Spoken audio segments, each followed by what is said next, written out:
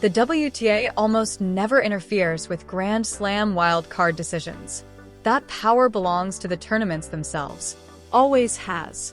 The Australian Open controls its invitations. Wimbledon guards its traditions like a fortress. Roland Garros protects French tennis above everything else. And for decades, the system has operated with an unwritten understanding. The governing body of women's tennis does not pressure Grand Slam directors about who deserves a place in the draw. But according to multiple reports now circulating through Paris, that rule may have just been broken for one player. And the backlash is shaking the sport.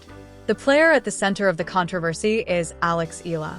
The 21-year-old Filipina arrived at Roland Garros carrying enormous expectations after months of global attention, emotional fan support, and a rise that had transformed her into one of the most talked-about young stars in tennis. Yet when the tournament ended for her, the numbers looked brutal. First-round exit, straight sets loss, no victories in Paris. A projected rankings drop from world number 37 to world number 42. By every traditional metric used in professional tennis, her campaign was a failure. No breakthrough run, no upset victory, no second-week appearance. No statistical argument for special treatment. And yet behind closed doors, according to insiders, the WTA was reportedly discussing something extraordinary. Paris, France, May 28, 2026, 9:17 a.m. Inside the Roland Garros tournament offices overlooking Court Philippe Chatrier, the atmosphere was unusually tense the morning after Eala's elimination. Tournament director Amélie Mauresmo sat inside a private conference room reviewing scheduling reports and attendance figures while the crowds outside slowly poured through the gates for another day of French Open action. Then came the phone call. It was reportedly from a senior figure connected to the WTA. The conversation was never supposed to become public. But in professional tennis, secrets rarely survive for long. Within hours, whispers had spread through media rooms, coaching circles, and player lounges across Roland Garros. The WTA, according to multiple sources, had quietly urged Roland Garros officials to strongly consider granting Alex Eala a main draw wild card for the 2027 French Open. Not because of ranking, not because of results, because of impact. And once that information leaked, the reaction was immediate. The room reportedly went silent. One insider later claimed, because everyone involved understood exactly how controversial the request sounded. Alex Eala had never advanced beyond the opening round in Paris. She had never won a match at Roland Garros. Her ranking was falling, not rising. Meanwhile, hundreds of players outside the top 100 were spending their entire seasons grinding through ITF events and qualifying tournaments just for a chance to compete at a Grand Slam. By tennis logic, a direct main draw wildcard for Eala made very little sense. But the WTA reportedly was not looking at rankings. They were looking at the phenomenon, now known throughout the sport as the Eala Effect. And the numbers behind it were impossible to ignore. When Alex Eala plays, ticket demand reportedly spikes. Social media engagement explodes. Television audiences surge across Southeast Asia. Online traffic rises dramatically. The crowds arrive hours early just to watch her warm up. Tournament organizers had witnessed it firsthand. 40,000 fans attempting to access ticket systems during her matches. Entire stadium sections covered in Philippine flags. Fans traveling from Dubai, Toronto, Los Angeles, Singapore, Manila, and Madrid just to watch a first-round match. Overseas Filipino workers reportedly spending months of savings for a single opportunity to support her in person. Even after defeats, the attention never disappeared. That was the part that stunned people inside tennis most.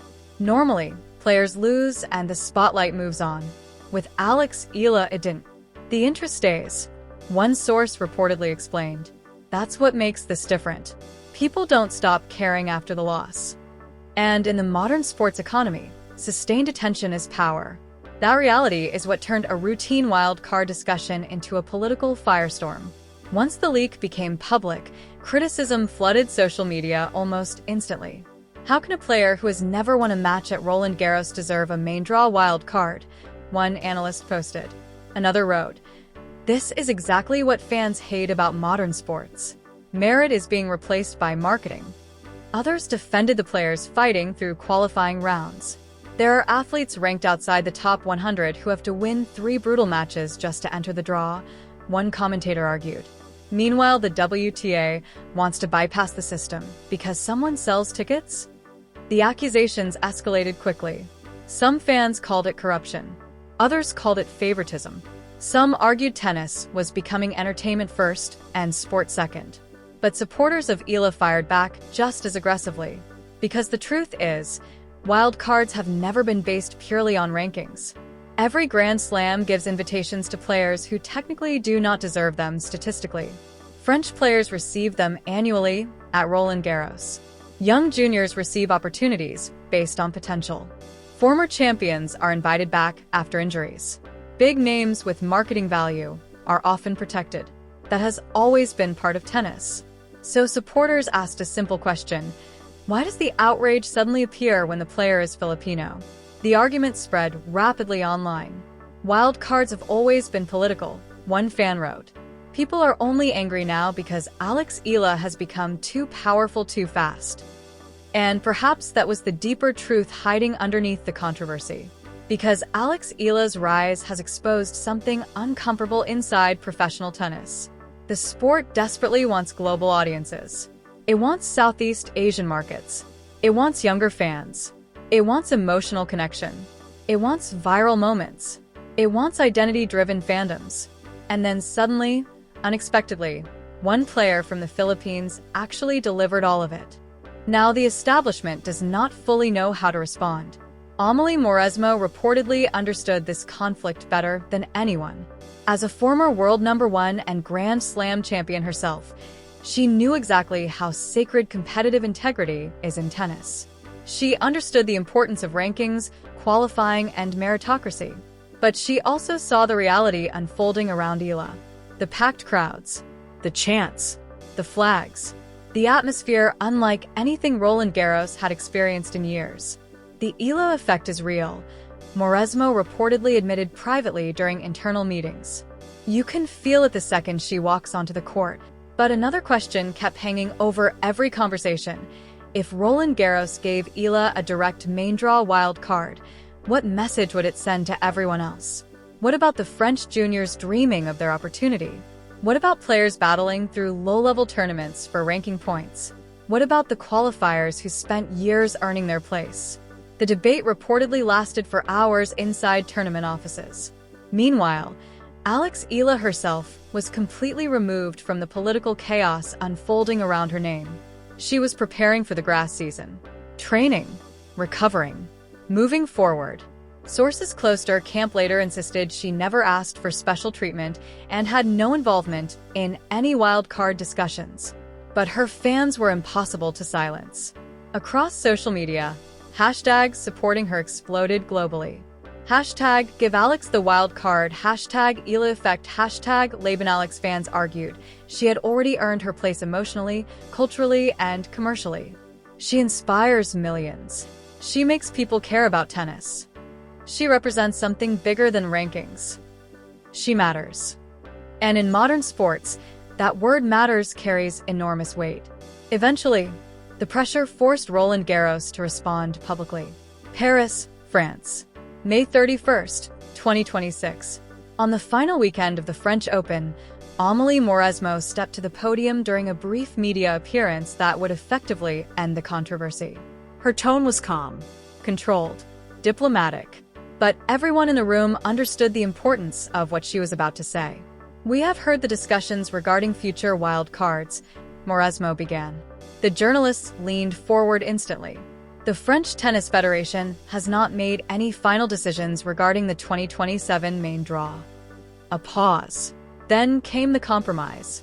However, we have decided to extend an invitation to Alex Eala to participate in the 2027 French Open qualifying tournament.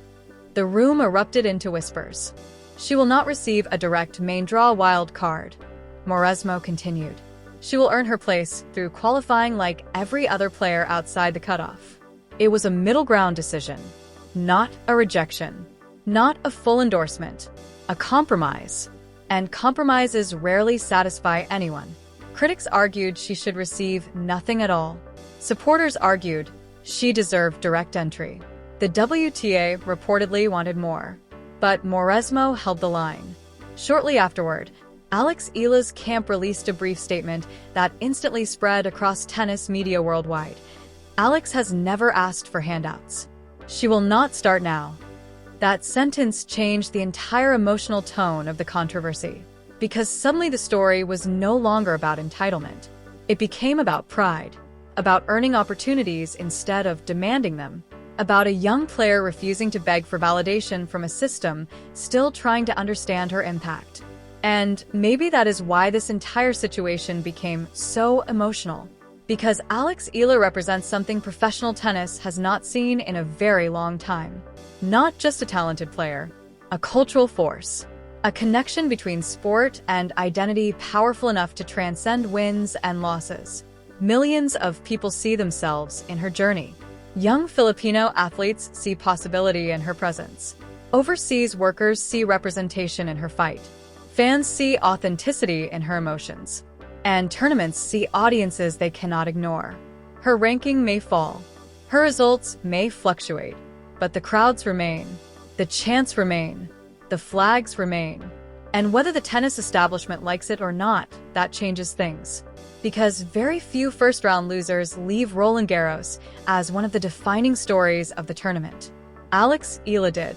And that is why this controversy matters far beyond one wild card. It revealed the growing tension inside modern tennis between tradition and transformation, between merit and marketability, between rankings and relevance, between the old rules of the sport and the new realities of global fandom. For now, Roland Garros chose caution.